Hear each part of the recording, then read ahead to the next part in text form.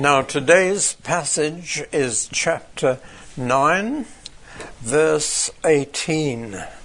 Once when Jesus was praying in private and his disciples were with him, he asked them, "Who do the crowds say that I am?" And they replied, "Some say John the Baptist, others say Elijah, and still others that one of the prophets of long ago has come back to life." "But what about you?" he asked. "Who do you say I am?" And Peter answered, "The Christ of God." Jesus strictly warned them not to tell this to anyone.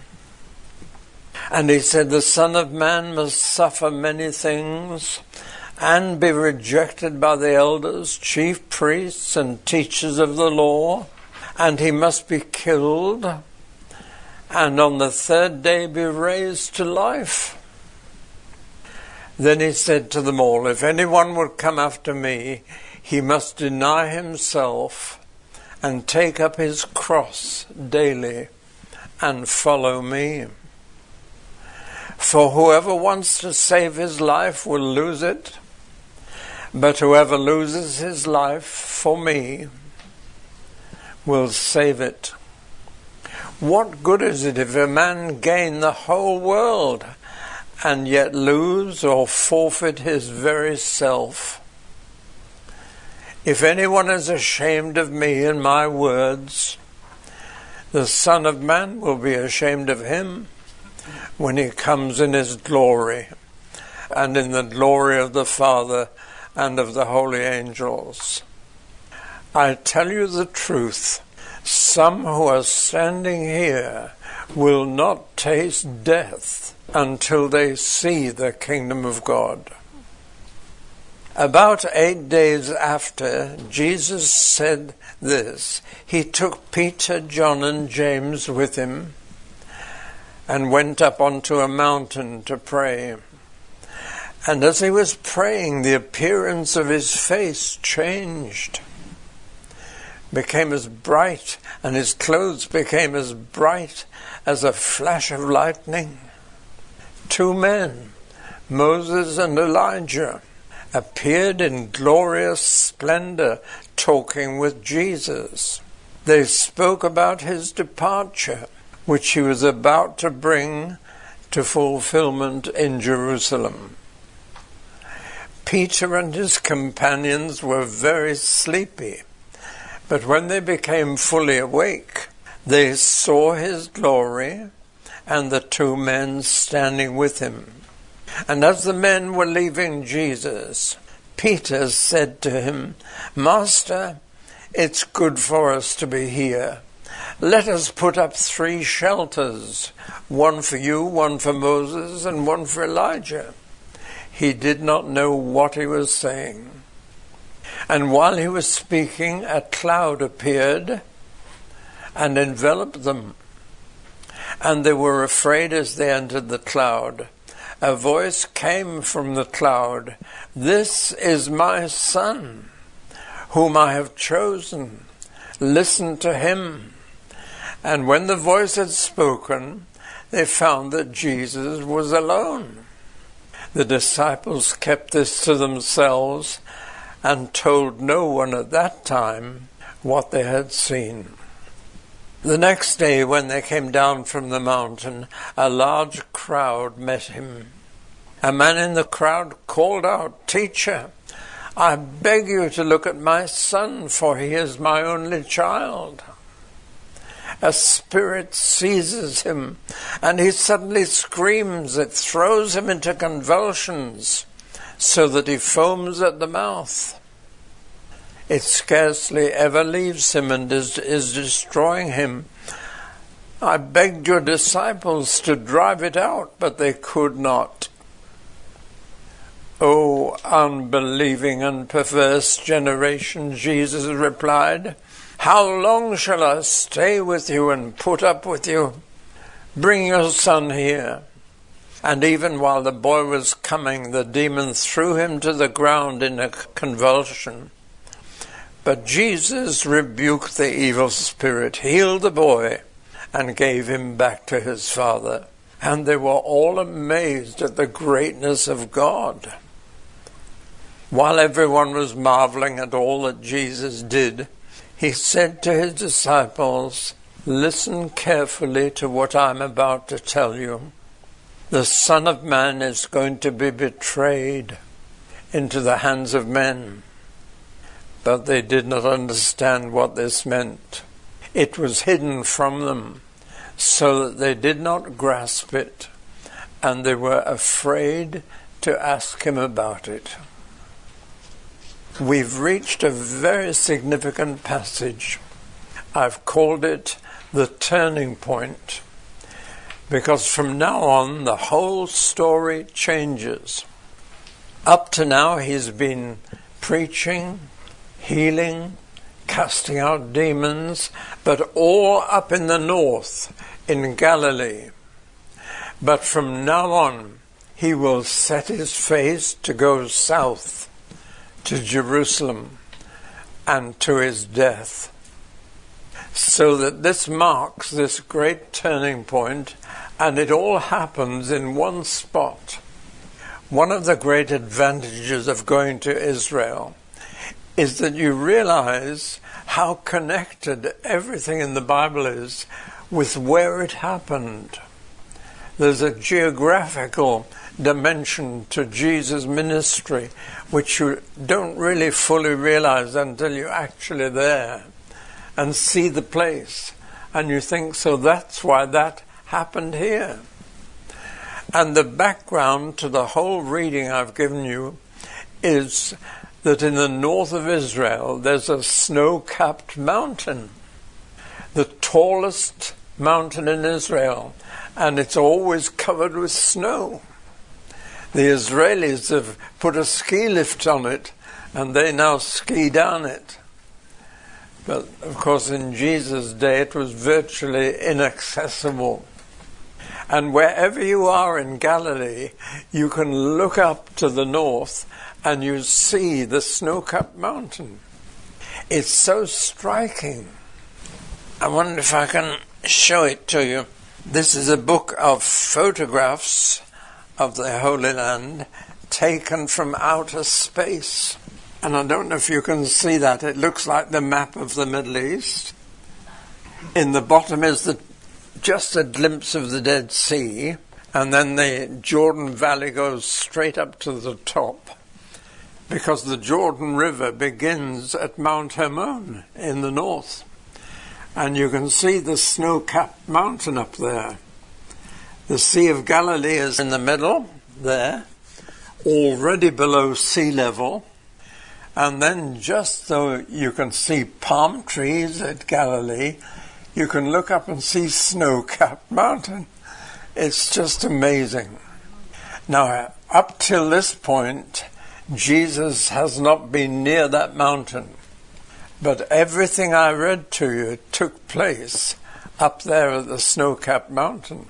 And that was quite deliberate. What he wanted to say to them had to be said up there. And the first scene we're looking at is at the foot of Mount Hermon, at the bottom of it, at a very unusual spot, because at the bottom of Mount Hermon is the most extraordinary sight. There's a red sandstone cliff, vertically right at the foot, as if somebody's chopped it off. And from the foot of that cliff, there comes a river 20 or 30 feet wide, straight out of the rock. And that's the beginning of the River Jordan. And it's because the snow on Mount Hermon melts and goes down a big crack inside the mountain and comes out at the foot of the mountain. Below the opening of the crack is below the water. So it looks as if a whole river starts from nothing and just comes straight out of the cliff. And it goes all the way down to the Dead Sea. You can imagine that that would be a very religious place because of its unusual site, and it is the most exciting part of any trip I've taken people out to see. Because carved in the cliff face are alcoves shaped like an archway, like that, and they're carved out of the cliff. And in those alcoves there were little statues. People worshipped there. In one of those little alcoves was the god Pan. I'm sure you've heard of the god Pan and his panpipes. He was a Greek god who was supposed to appear as a man on earth. And so they worshipped the god Pan at that very spot.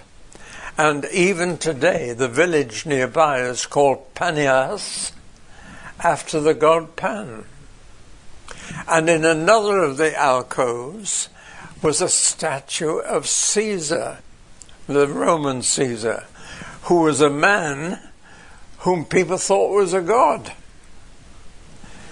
And the village nearby that is now called Panias was called in Jesus' day Caesarea Philippi, after both the Roman Caesar and Philip, one of the 4 relatives of Herod who governed that part of the Holy Land. And Jesus took the 12 disciples to that very spot where there were gods who appeared as a man and men who thought they were gods. And you can understand now why he took them there and said, "Who do people think I am?" He was giving them clues by taking them to that very spot. I've got another book here, which is a group I took to the Holy Land, who all were helpers with me in distributing my teaching worldwide. And this is us at the foot of that cliff, at the foot of Mount Hermon. And it's an awesome place. I think you can see at least one of the alcoves behind my head. And that was the place where Jesus said, "Who do people think I am?" You can see behind me a God who became a man and a man who thought he was God. But who am I?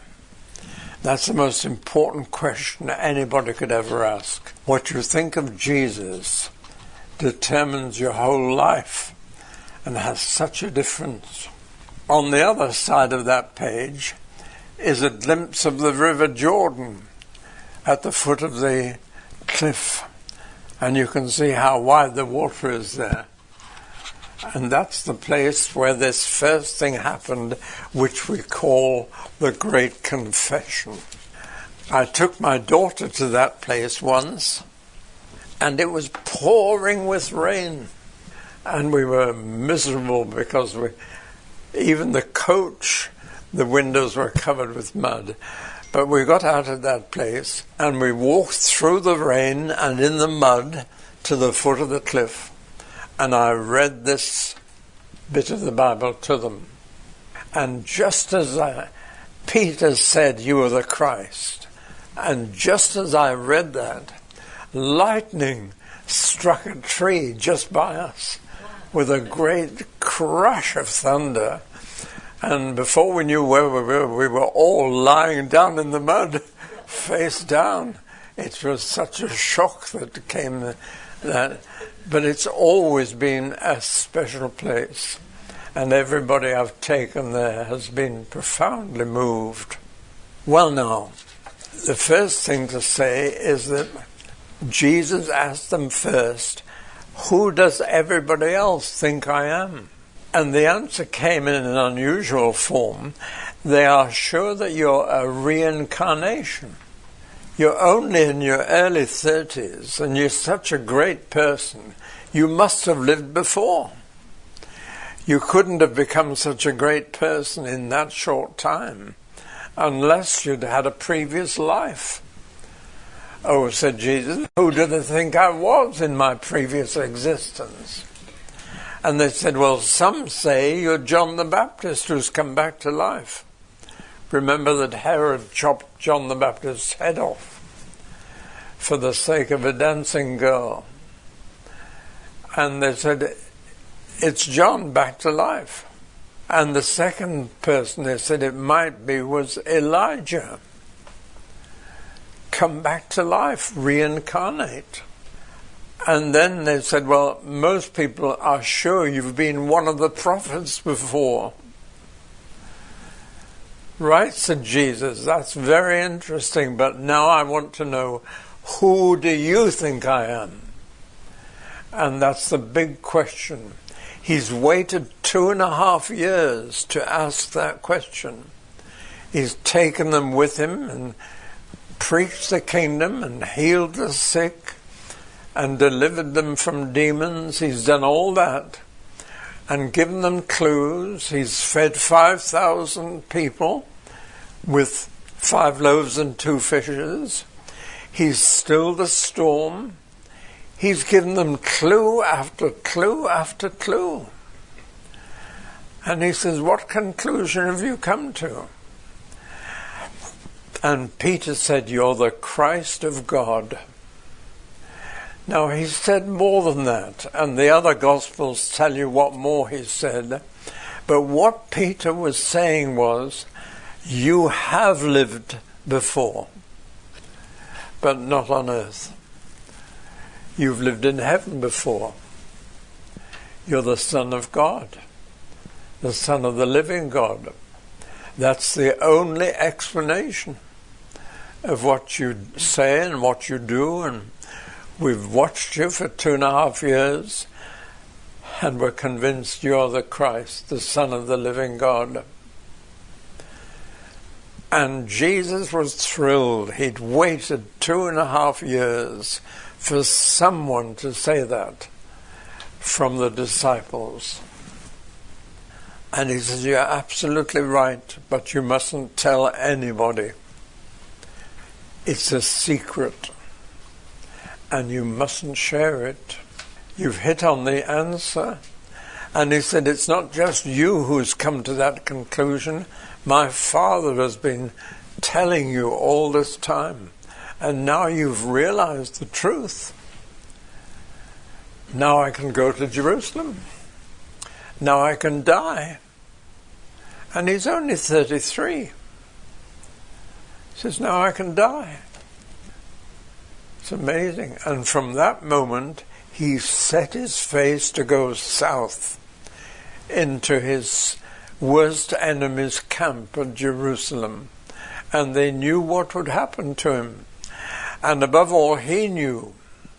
He said, "The Son of Man must suffer many things and be rejected by the elders and the scribes and be killed and be raised on the 3rd day." That's the first time he'd mentioned either his death or his resurrection. It wasn't the last time. He's going to tell them again and again, this is what is going to happen to me in Jerusalem. And they can't face it. Now, we don't know the sequel in this gospel. We know it in Mark. Peter wasn't having it. "Far be it from you, Lord, to die. You can't do that. I won't let you." And Jesus said, "Satan's put that into your mind. My Father put the truth into your mind. Now Satan's got hold of you. Get behind me, Satan. I've got to die, and I will be raised from the dead on the 3rd day." Now the next paragraph is a little difficult. It's obviously little sermonettes, little couplets of 2 statements, and each one of them would make a sermon, and I could take even one of them and spend the rest of today on that, but I'm not going to do that. All I can do is just say that as he walked with them wherever he was teaching them, talking to them, telling them things they needed to know. And they remembered. And in verse 23 to the end of that paragraph, you've got at least 5 potted sermons. And each of them is important. He has told them what's going to happen to him. Now he's going to tell them what will happen to them. And the first thing he says is, if you're going to follow me, it means a cross. You'll need to take up your cross every day and deny yourself and live as if you're dead and follow me. In other words, it's tough to be a disciple. It's tough to be a Christian. It involves a daily crucifixion. I'll leave you to think about that.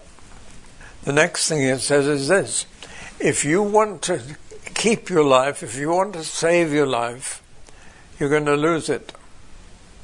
But if you lose it, for my sake, you'll save it. And that's comforted many Christian martyrs over the centuries. If you want to hang on to life, you'll lose it. But if you don't want to and let it go, you'll save it. It doesn't sound anything other than a contradiction. But it's true. And Christians have found it to be true. And then he says, what good is it if a man gains the whole world and loses himself? Paul Getty lived just half a mile from us in a great big mansion. One of the richest men in the world. He even had a pay telephone in the guest bedroom to prevent guests bringing their relatives in Australia at his expense. Poor man. He fell in love with a girl, a young lady who was very attractive and very gifted and would have made him the perfect wife. And guess what? She was the daughter of a millionaire.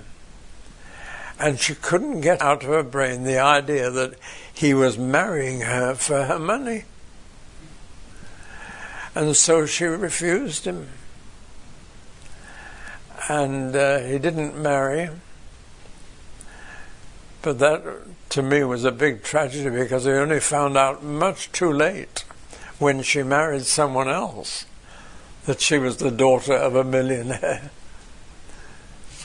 And he thought she was marrying him for his money, and vice versa. It's one of those Greek tragedies that happen. But what shall it profit a man if he gain the whole world? And he was then one of the richest, and he'd gained much of the world, and he was an unhappy man. And he was losing himself. I could spend a whole evening on that one. The next one, sermonette, Jesus told them, if anyone is embarrassed or ashamed of me and my words in this world, when I come back to this world, I'll be ashamed of him. There's a thought. Have you ever been embarrassed to admit you're a Christian, that you belong to Jesus, that he's alive today? Jesus said, you'll make me ashamed of you when I come back. And the last little sermonette, he says this, I tell you the truth. Favorite saying of Jesus, I'm telling you the truth. Some of you standing here will not die before you see the kingdom of God. And they were still alive in the days of the Acts, when they saw the kingdom of God come with power. Well, those were just a few sermonettes on the way up the mountain. Because they were climbing Mount Hermon, they got above the snow, and got to the top. Now that would be an exhausting climb, because Hermon is just short of 10,000 feet. And you don't climb 10,000 feet up a mountain without feeling tired. And when they got to the top, it says the disciples were sleepy. And I'm not surprised. They'd had that big climb. But the first thing they saw was what I've called a heavenly fluorescence. The most amazing sight was Jesus' face changed, his clothes changed, and as Peter told Mark later, his clothes were brighter than any soap on earth could get them. Any fuller on earth couldn't have made them brighter. And the secret was this: the light was shining inside his clothes, through them. In other words, Jesus himself became a blazing light. His face shone, his body shone through his clothes. And if you've ever shone a torch behind your shirt or blouse, you know what that would look like. Luke said his clothes looked as if there was a flash of lightning going through him. They were being given a glimpse of what Jesus had looked like in his previous life. They were seeing the glory of the Son of God as he used to look before he became a human being. I think that's so interesting that after they'd guessed who he was, Peter, James, and John were given a glimpse of his previous life in heaven. Later they would write down, "We beheld his glory, glory as of the only begotten Son of God." Peter, in his epistle, talks about this, how they saw his glory with their own eyes. It must have been an unforgettable sight. And it's how Jesus will appear when we see him. It's no wonder that Paul was blinded by that. It was too bright for his eyes.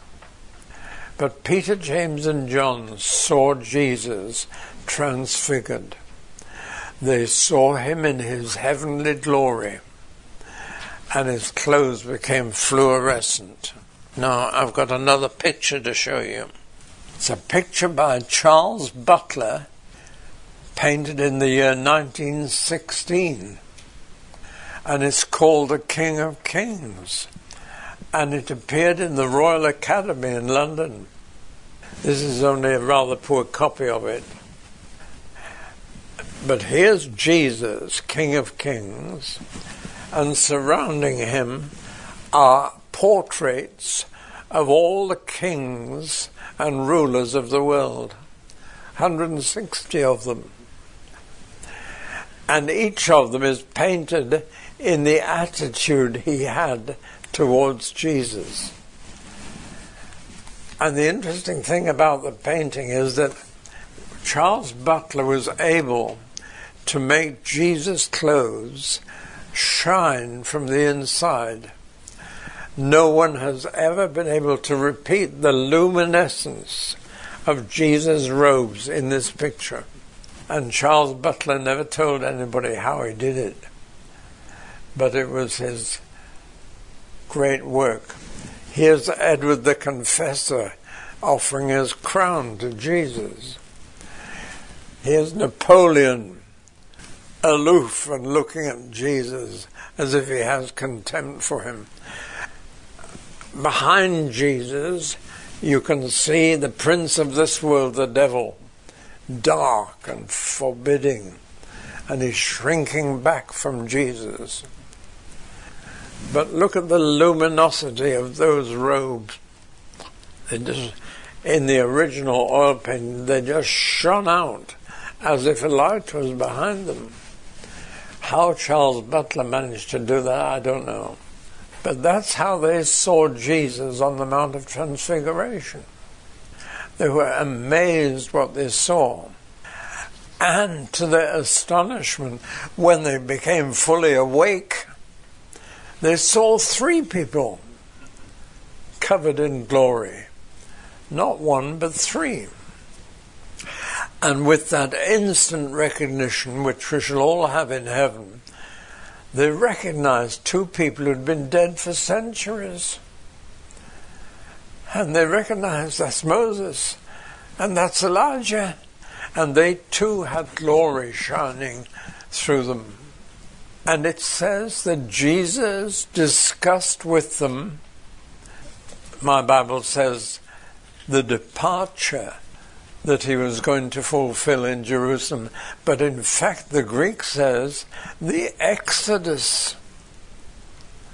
And Moses was saying to Jesus, now you're going to do an Exodus in Jerusalem. You're going to set a whole lot of people free by your death. And they discussed Moses and Elijah representing the law and the prophets, or the 2 great prophets of the Old Testament, Moses and Elijah. They discussed with Jesus his exodus that he was going to make in Jerusalem. And then Peter put his foot in it. I have a lot of sympathy with Peter because I put my foot in my mouth frequently. And he was always saying the wrong thing. And he said, this is the most wonderful experience of my life. Let's put up 3 shrines. 3 shelters for the 3 of you. Let's capture this moment and keep it. That's what he was saying. And it says he didn't know what to say. Well, he sure didn't. Because immediately he said that, they were enveloped in a cloud. And a voice came out of the cloud. This is my son. Listen to him. And the cloud went away, and there was only Jesus left. The glory had gone. He was no longer shining. Just Jesus. And this voice was a rebuke to Peter. Listen to him. Stop talking. You're talking rubbish. You're making silly suggestions. You can't capture this moment and embody it in 3 shrines on the mountain. This is a passing moment. It's a glimpse into heaven. It's a glimpse into the life that Jesus had in heaven before. To put it quite simply, everybody else said Jesus was reincarnate. Reincarnation was a popular idea then. It still is. But Peter said, you're not reincarnate. You are incarnate. You have lived before, but in heaven. You're the Son of the living God. And that was right. So Peter, having said the right thing, always said the wrong thing a few minutes later.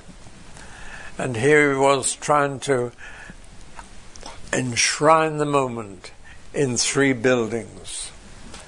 And when you go to Israel, one of the things that does put you off are the buildings that Christians have put up to enshrine big moments in the life of Jesus. And they've spoiled it. Because they can't pray without a church building around them. That's why so many of the gospel events are enshrined in a building. If you go to the place where the Sermon on the Mount was, there's a beautiful church called the Church of the Beatitudes, and it was built by Mussolini, the Italian fascist dictator, equivalent to Hitler. And he put that up so that Christians could pray where the Sermon on the Mount was preached. What a tragedy. But when the Christian pilgrims began to go to the Holy Land, they said, let's put up shrines wherever something happened. And they've covered the Holy Land with shrines, with churches. And the pilgrims used to go from church to pray. Now, they didn't build one on top of Mount Hermon, thank God. And so they built a church for the Transfiguration on the top of a hill in the middle of the plain of Esdraelon, Mount Tabor, or Tabor. And that's where you'll find the Transfiguration celebrated and where you can pray. And that's 30 miles from where it happened. But if you care to climb the 10,000 feet and get above the snow line, you're at the right place. I haven't climbed up there. Haven't even taken the ski lift. You can do that now. And so there they were left speechless, and temporarily they didn't tell anybody what they'd seen. They couldn't. And so for our third event, we're back down at the bottom of Mount Hermon. So you see how this mountain played such a part. They confessed who Jesus was at the foot of it. He was transfigured on the top of it so that his clothes were whiter than the snow and brighter than the snow. And then they came down again with a bump. And I've labeled this third event treachery, because for the first time the disciples were going to let him down, and one of them was going to let him down badly. When they came down from the mountain, there was a huge crowd waiting, and there was a man in the crowd who called out, Jesus, please, can you do something for my only son? And he pleaded with Jesus. Look what's happening to my son. He's being destroyed by an unclean spirit. And this spirit causes him to foam at the mouth and have convulsions and throw him on the floor. And constantly doing this. And he's destroying my boy. Please do something about this. And then he added, I brought the boy to your disciples, and they couldn't help him. And Jesus had given the disciples authority and power and sent them out. They could have dealt with it, and they didn't. In another gospel, we're told why.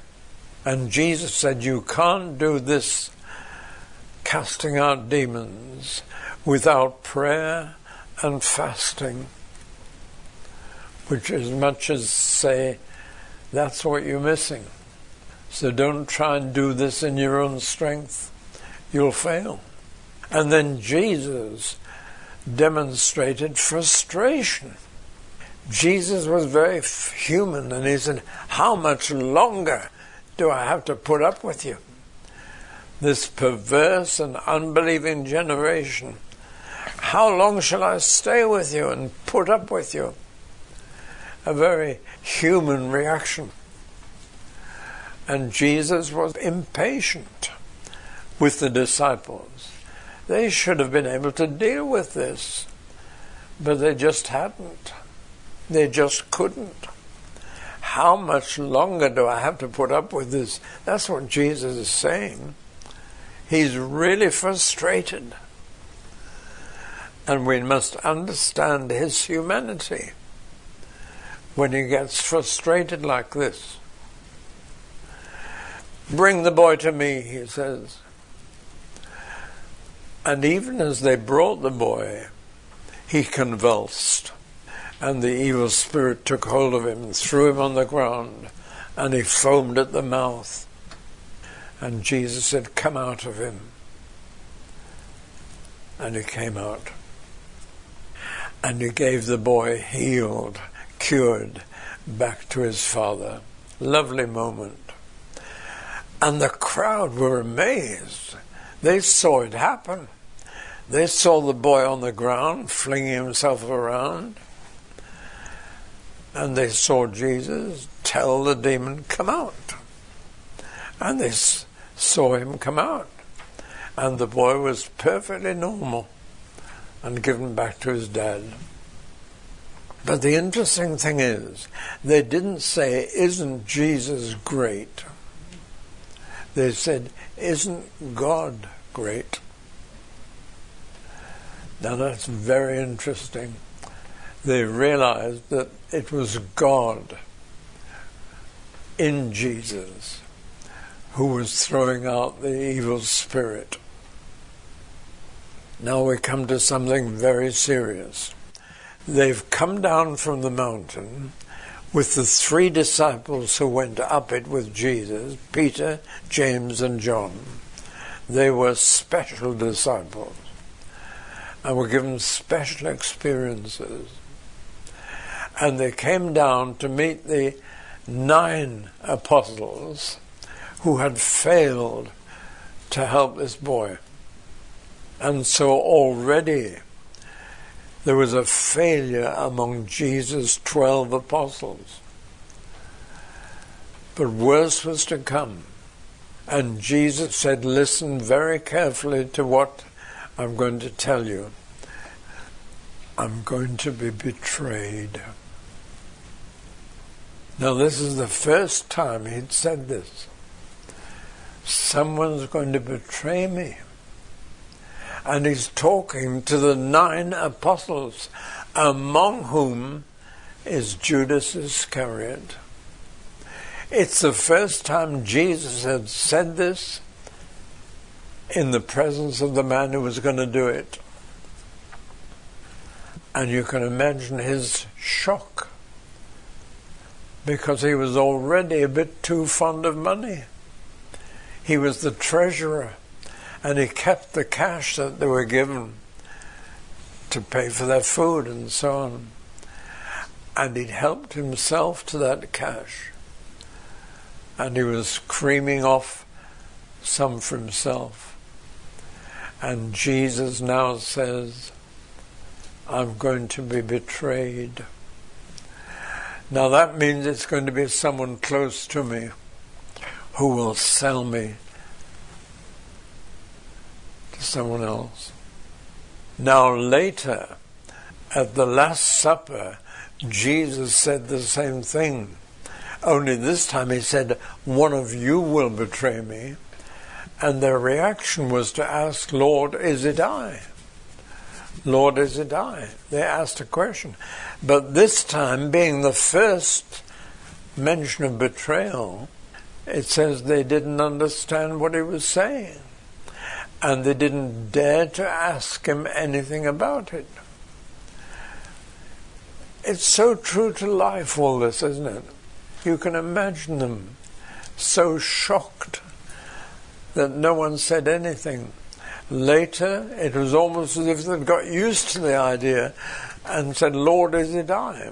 But this time, they didn't grasp it, and they were afraid to ask him about it. But nevertheless, he'd said it in the presence of the one who would betray him. And we shall pick that up later in the story.